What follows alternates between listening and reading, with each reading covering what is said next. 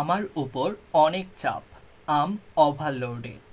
আম overloaded. আমি ব্যর্থ। I'm lost. I'm lost. আমি খুঁজছি।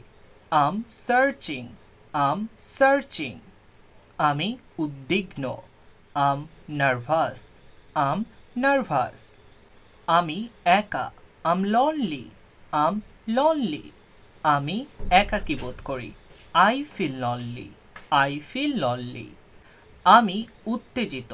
আম এক্সাইটেড। I'm excited. আমি অসুস্থ। I'm sick. I'm sick. আমি দুঃখিত। I'm sad. I'm sad. আমি ব্যস্ত। I'm busy. I'm busy. আমি বিস্মিত।